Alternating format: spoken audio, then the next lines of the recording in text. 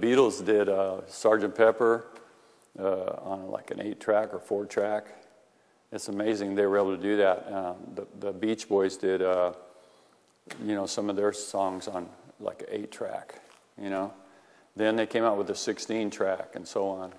So anyway, we'd been in the studio for about a day or 2 days, and we had this idea for a song, Western Union. You know, we got this telegram from a girl who was, you know, telling me that she didn't want to have anything else to do with me. And I wrote most of the lyrics for our songs.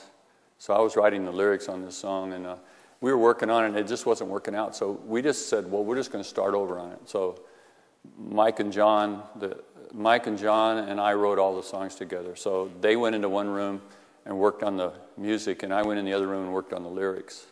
And we came out, and we recorded it. It was this gigantic hit song. You know, I wrote these lyrics: things went wrong today. Bad news came my way. I woke up to find a wire had blew my mind. Western Union man, bad news in his hand, knocking at my door, selling me the score. So, you know, this song, Western Union, that song went to, it was #1 in a lot of markets, and it was, I think in Billboard it went up to #3 or 2, something like that. So it sold over 1 million copies. And we had 5 top 40 hits, and it was an experience. It really was. But unfortunately, all of us we were heavy drinkers, and we got into drugs, heavy. And then LSD came on the market, and that really did a number on us, because it really affects your mind way more than marijuana or something like, or hash, you know. And what was so attractive about the drugs? Why these drugs? I don't know. You know, the atmosphere in the 60s and early 70s was, you know, there was a whole group of young people that believed that drugs were the answer to life's questions, you know. You could find God, or, you know, this or that. And basically what marijuana is the door opener.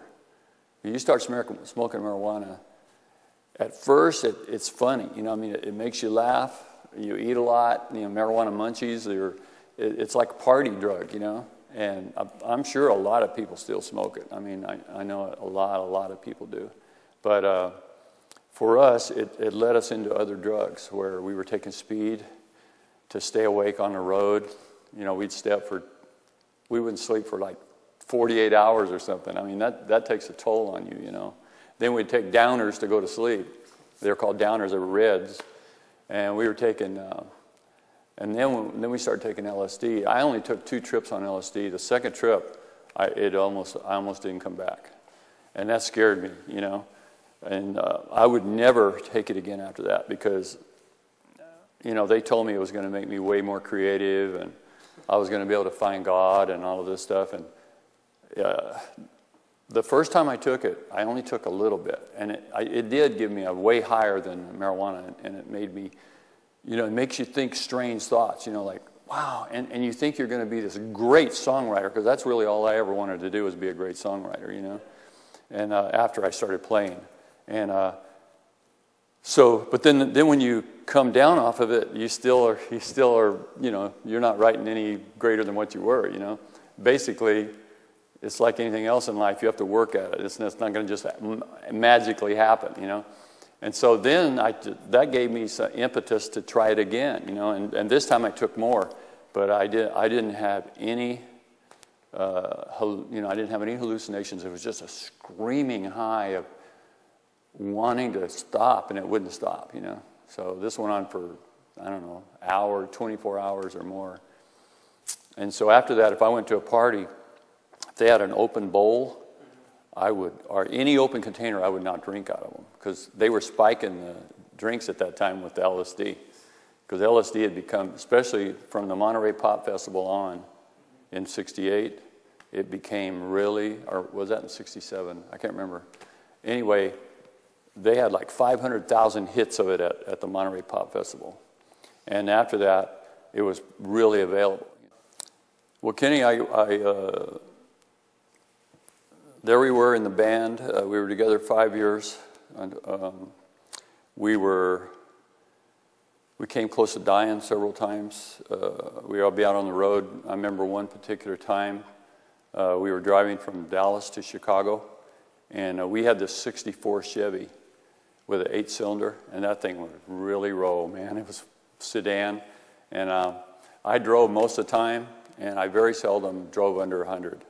You know, if on the freeway or even on a two-way road, we were crazy, you know.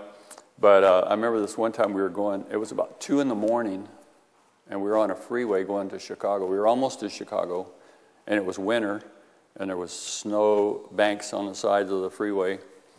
And I looked down at the speedometer, 110, and then we were really drunk and stoned.